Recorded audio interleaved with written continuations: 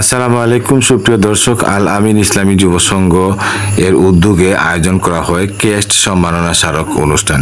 এই ক্রেস্ট সম্মাননা স্মারক অনুষ্ঠানে ক্রেস্ট প্রদান করা হয় আল আমিন ইসলামী যুব সংঘের সম্মানিত দাতা সদস্য এবং আল আমিন ইসলামী যুব সংঘের উপদেষ্টা মণ্ডলীর সদস্য জনাব সৈয়দ জামাল উদ্দিন সাহেব এবং হযরত মাওলানা লুৎফুর রহমান সাহেবকে। এই দুজনকে ক্রেস্ট সম্মাননা স্মারক অনুষ্ঠান প্রদান শেষে এই অনুষ্ঠানে আলোচনা পেশ করা হয় 2022-এর স্মরণকালের সর্বশ্রেষ্ঠ বন্যায় ক্ষতিগ্রস্ত পরিবারকে কতজন সদস্যকে ত্রাণ বিতরণ করা হয় এবং 2024-এর বন্যায় কতজন সদস্যকে ত্রাণ বিতরণ করবেন এই নিয়ে আলোচনা অনুষ্ঠান। এই অনুষ্ঠানের 2024-এর বন্যায় ক্ষতিগ্রস্ত অসহায় পরিবারের মধ্যে ত্রাণ বিতরণ করার জন্য নগদ অর্থ তুলে দেন হযরত মাওলানা মিজানুর রহমান সাহেবের হাতে। এই অর্থ দেওয়ার কারণ হলো যে 2024-এ যারা ক্ষতিগ্রস্ত হয়েছে এই ক্ষতিগ্রস্ত পরিবারদের মধ্যে নগদ 30,000 টাকা প্রদান করেন আল আমিন ইসলামী যুব সংঘের সম্মানিত দাতা সদস্য এবং উপদেষ্টা মণ্ডলীর সদস্য জনাব সৈয়দ জামাল আহমদ সাহেব। এরপরে এই অনুষ্ঠানে কিন্তু আলোচনা করা হয় আল আমিন ইসলামী যুব সংঘের কার্যক্রম নিয়ে।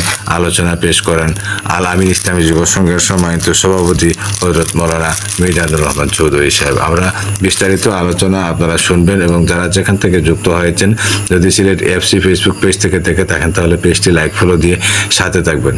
ধন্যবাদ সবাই। আমরা আলোচনা শুনব। আমিন ইসলামী যুব সংঘ কি করে গেছে আপনার সামনে কিছু ধরে তোলার চেষ্টা করব। বিগত 2022 সালে যে বন্যা হয়েছিল, অনেক ঘর বাড়ি মানুষ অসহায় পানিবন্দী ছিল।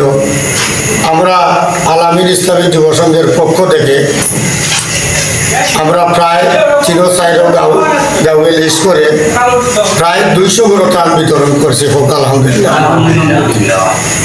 এই প্রতি বছর একটা তাফসিরুল কুরআন মাহফিল হয়, দেশ ভরানো উলামায়ে কেরাম এখানে তাফসির আনেন। তাফসিরের ফাঁকে ফাঁকে আমরা কিছু মানবতার সেবাও করে থাকি। যেমন ফাঁসওয়ারা নিবাসী মরহুম জনাব মালিক মিয়া সাহেবের বড় ছেলে হাও ক্যান্সার রোগে আক্রান্ত, ওনার চিকিৎসা বাবদে আমরা এই সংগঠনের পক্ষ থেকে 10,000 টাকা বিতরণ করেছি। উসমানপুর নিবাসী জনাব আহমদ আলী শাহর ছেলে রোড অ্যাক্সিডেন্টে মারা গেছে, ওনার ফ্যামিলিতে আমরা 5,000 টাকা আমরা অনুদান করেছি। আরও এলা বিয়ে শাদী বা চিকিৎসার জন্য আমরা অনেক টাকা পয়সা ব্যয় করেছি এই সংগঠনের পক্ষ থেকে। আলহামদুলিল্লাহ, আল্লাহ পাক রব্বুল আলামিনের দরবারে লক্ষ কোটি শুকরিয়া যে মহান রব্বুল আলামিন আপনারে একটা দিনী সংগঠনের ব্যানারে আজকে এখানে একত্রিত হওয়ার তৌফিক দান করছেন। এই জন্য মহান প্রভুর দরবারে আমরা অন্তরে অন্তঃস্থল থেকে শুকরিয়া আদায় করি। সবাই বলে আলহামদুলিল্লাহ। আসলে এই দিনী সংগঠনগুলা প্রত্যেকটা এলাকায় এই দিনী সংগঠনগুলো থাকা অত্যন্ত জরুরি।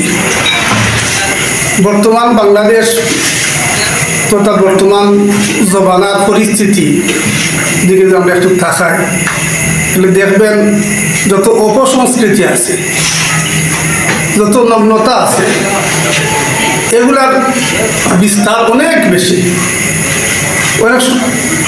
এই তুলনায় ইসলামী সংগঠন বা দিনী সংগঠন অত্যন্ত ক্ষুদ্র, অত্যন্ত কম আমি মনে করি।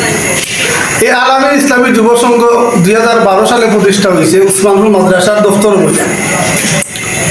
তখন একটা প্রেক্ষাপট দাঁড়াইছিল আল আমিন বা যে কোনো নামে একটা সংগঠন করার জন্য একটা প্রেক্ষাপট দাঁড়াইছিল। তখন এই প্রেক্ষাপটকে সামনে নিয়ে আমরা একটা দিনী সংগঠন, যদি একটা প্রেক্ষাপট সামনে ছিল কিন্তু আমরা মধ্যে খুলুসিয়ত ছিল। একমাত্র আল্লাহ পাক রব্বুল আলামিনের রাজি খুশি করা, আল্লাহ পাকের সন্তুষ্টি অর্জন করার উদ্দেশ্যে আমরা এই সংগঠনটা প্রতিষ্ঠা করছিলাম। এই জন্য আল্লাহ পাক রব্বুল আলামিন আজকে 12-14 বছর পর্যন্ত সংগঠনটিকে জারি রাখছে। যদি আমরা মাঝে খুলুসিয়ত থাকতো না, এখলাসিয়ত থাকতো না, আল্লাহ পাককে রাজি খুশি করার উদ্দেশ্য থাকতো, তাহলে এই সংগঠন থাকতো না। এখানে আমার বাড়ি, আমার ঘর, আমার সব কিছু, আপনারাও আমিও আপনারা ইসলামী যুব সংঘের যে আল আমিন যুব সংঘের যে কাজ করিয়া আমি এখানে বহু অবস্থায় যা শুনলাম, আপনারা যে পরিমাণ কাজ করা, যে বিশ্ব সত্তার সাথে আলহামদুলিল্লাহ অক্টোবর শুক্রিয়া যে যুব সংঘর যে কাজ করার দরকার, মানুষকে যেভাবে সাহায্য সহযোগিতা করার দরকার, এটা যদি আমরা প্রত্যেকে এইভাবে উঠাইতাম পারি, যে আমরার মধ্যে যে দরিদ্রতা রয়েছে যেটা আর বিভ্রান্তি যেটা রয়েছে, দুটোই আমরা হাসিয়ে উঠতাম পারি। কারণ আমরা সবার কাছেও আল্লাহ পাকে যে পরিমাণ সমান দিচ্ছ, যদি আমরা সঠিকভাবে আমরা নিকটতম যে মানুষের অসুবিধা আছে তার পাশে গিয়া যদি আমরা দাঁড়াই, তাহলে দেখা যাইব এই মানুষের আর কোনো অভাব থাকতো না। আমরা মনসংকীর্ণতার কারণে আমরা কিতা করতাম পারি না, কিংবা কোনো কিছু করতাম পারি না।